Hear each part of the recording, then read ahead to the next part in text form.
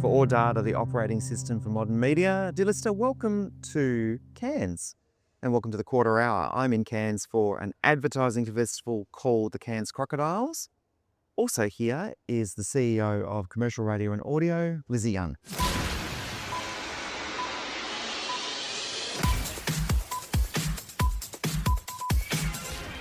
Hi Lizzie, welcome to Cairns.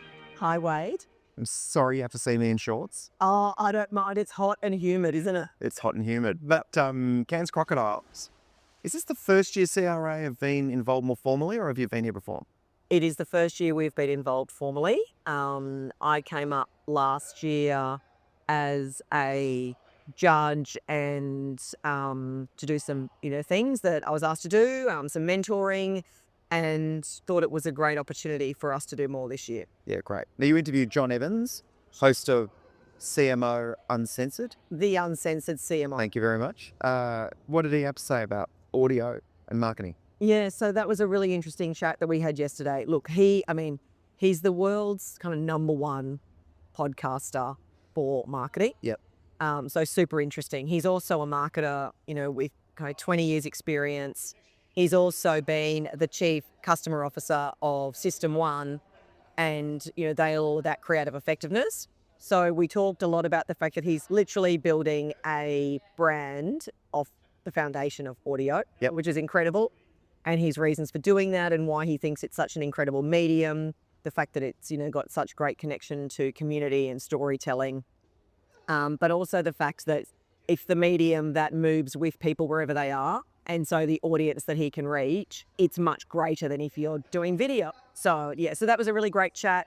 Really enjoyed it. And then he also very generously answered a whole bunch of questions about what he hears from marketers all around the world. Yep. The top sort of themes that he's hearing about, the challenges that are facing the industry, and his thoughts on that, and then took a whole bunch of questions from the audience, which was awesome. So is it important that CRA spends its money talking to the 2,200 marketers, advertising people about why the power of audio is so important? Yeah. Look, it's very intentional from us to be here. There is a lot of agencies here and there is a lot of marketers here. Our view is that is who we need to be talking to really change the perception of audio and demonstrate the power of audio. And look, what's actually really lovely about being in Cairns as well is it plays very well to our narrative around regional Australia. Yep. So it gives us a great opportunity to talk about regional. Yep. And what we know about regional is there's an enormous population in regional Australia, yet marketing spend doesn't follow. Yeah. And so we hosted a dinner on Monday night with a group of CMOs and with Jon Evans there that we were able to talk about that. Yeah, good. And it's also, really lovely to be able to support the local economy, given that we are Australia's only 100% owned and operated. Yes. Australian owned and operated media channels. So there's just a lot of, really interesting connections to us, I think, that are specific to audio. Yep. That have worked really well. And to your point, lots of marketers, marketing teams, agencies are here, and they are the ones that we are really focused on demonstrating what audio can do for their brands and the results it can drive. Yeah, I think it's important to call out because I remember coming last year to this event and we had Jace, Lauren and Clint on stage and they were being interviewed about, and obviously the story back then was, about their roller coaster ride, etc. And it was a very radio-focused chat, but it was also very focused on the drama that surrounds radio. But I like the pivot to talking about the power of the medium, and I've heard you mention 100% owned a few times now, so I think that message hopefully started to cut through.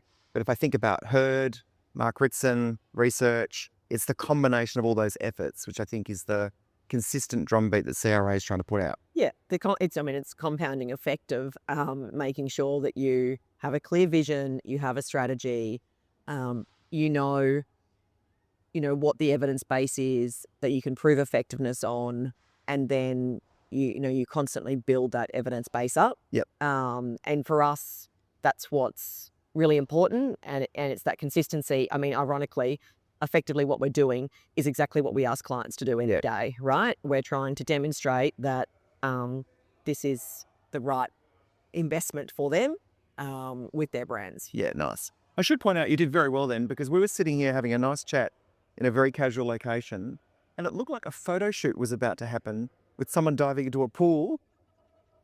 You haven't missed a beat. We haven't missed a beat. You were almost like eye line with the person in the pool, and you kept going. So well done.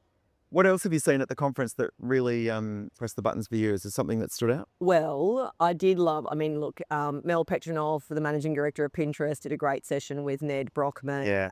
It's just barely, like it's an inspiration, a very inspirational story, and just sort of seems so down to earth as an individual. So I think that was great for everyone to hear. And obviously Pinterest is all about inspiration, and so that makes sense. I'll tell you something that's very funny is, for those who weren't here, there was a sort of a big opening night party that Pinterest put on, and there was a drone show. Yes. And I don't know if you've already heard this, but yesterday on Star FM in Cairns Breakfast Radio, Yes. people all around Cairns were calling in thinking that the aliens had landed UFOs in the sky. Because the theme of the conference is, or the theme of the party was Celestial. Yeah. So there was a drone show. It looked like there was aliens arriving in Cairns, breakfast radio, which is just the power of, what you see in the medium. So I thought that was just a little fun side thing that happened. Well, I just spoke to Johnny and Ilke yesterday. It's from Star FM in their studio. I went in to have a chat. Excellent. And they were talking about full circle. They were talking about how callers really drive their show, and they get people spotting things locally. So, that's almost like you can't plan that sort of campaign. Exactly. It was perfect. So that was great. Yep. And also next generation talent. So in the ad industry, they have a program called the Hatchlings, and we get people who are new to the industry, new experience, and they have to answer a brief, and you help judge that? Yeah, correct. Yep. So I judged the audio category for the Hatchlings, which is great. And to your point, it's wonderful because it's actually an APAC awards system as well. So you get, you're up against, if you're new into the industry, I think it might be up to 5 years experience. Yep. I could have that wrong. Yep. But you can answer, a brief. And then what's great about it is, so you do round one submission, but then you come to Cairns if you're shortlisted. They give you another live brief, and you have 24 hours to work on it. Wow. And then deliver your response to the jury in person. My God. So like lots of real world things, right? Gosh, I'm having flashbacks to 24-hour turnaround briefs. Yes, literally. And then that's awarded. So yes, it's a pretty exciting opportunity, and they all get to come and be a part of the festival, which is great. Great. Oh, I might see if I can interview the winner of the audio category. That would be quite interesting. You're not going to tell me who it is, I know. I'm not tell you who it is because it's 5 o'clock tonight. We'll find out. Now, when you host your own podcast, you're allowed to do whatever you like. And I want us to give a mutual shout out to a mate who we've both worked with over the journey, who yesterday was announced as the permanent, no longer acting, managing director of SBS, Jane Polfreman. Yes. The first female CEO of SBS in 50 years. Tell me about Jane. What do you love about her? So I've known Jane for 26, 27 years. Wow. We've worked in audio together, but we've also travelled to London together and back. And so look, Jane is going to be fantastic at that role. She's an awesome operator. She's had stewardship of SBS's marketing and audience growth strategy for a number of years now. And I think the work that we've seen coming out of them has been awesome under her tenure. The We Go There campaign. Yes. With the nudie run. Yeah, was super cool. And I think, and she's also more recently also run commercial for them. So I think, look, she cares deeply about SBS, the brand, and what it stands for and its charter. And so I think she's going to be awesome. And it's incredible to think first female managing director. Super exciting. It's great for her. Yeah. We're all very proud. Very proud. I'm trying to think, I'm doing the maths in my head. I don't know how many media CEOs there are in Australia, but I'm thinking the 3 that are women are you, yourself, Jane, and Bev McGarvey at 10 in terms of that local position. Obviously, there's a huge underrepresentation in terms of gender balance, but I'm just wondering the pathways for women in leadership and media, because I know you're passionate about this. Is there more we could all be doing? It's a very broad question. Of course, the answer is yes, but what is it? There's always more, right? It is hard. Look, and things, I mean, we've seen a few women appointed to boards recently. You know, you've now got a female chair at 7 SCAs. You've also got Kath O'Connor, who was on the board, you know, the other female CEO of the industry, but on the board there as well. So look, things are evolving. There's no question. And look, it's hard because I think everybody wants to get there on merit, not quota. Yeah. So the you know, what more can be done? We've still got to deal with the gap that generally women exit to, you know, potentially have children or parental leave, etc. Pay gap still. Yeah. You know, flexibility has, since the pandemic, some of this has become easier to manage, but we still need to focus on the pipeline. Yeah, absolutely. And getting people. And the other thing is, as women, we also need to push for that, and we also need to expand our skill sets and be more visible and, you know, remove the barriers, make sure that you're getting, you know, the right experience that is broad and that you are lining yourself up to be able to have the next role. Yeah. And the other thing I would say was there is hard evidence that shows that if there is a job description and a woman thinks she can only do a portion of it, she won't apply for the role. Yep.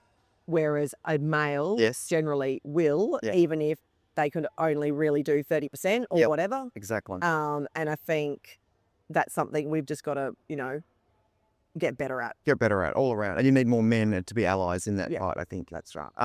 And I didn't want to put you on the spot, but I also want to give you a shout out because you're one of our mentors for the Creative Women program that I ran. And I think those sort of opportunities when you're so busy as a leader, making time for those is very much appreciated. So thank you for that. And absolutely want to point out, I don't think there's anyone I can think of that's earned a job more on merit in recent times than Jane. Like she has absolutely knows that place inside out, has, as you said, had a major effect on the brand and the commercial side. I can't think of an SBS without Jane. So the fact that now she's been permanently appointed for 5 years is just it's a triumphant moment. It's awesome. My joy is just overflowing. Go ahead. I love it. No, it's going to be great. Thanks for catching up. Maybe we'll catch up around survey days to see what the overall trends might be. Oh, yes. That'll comes around quickly. I know, all of a sudden it's that. Comes around quickly. Yeah, excellent. All right. Thanks, Liz. Right. Thanks, Wade.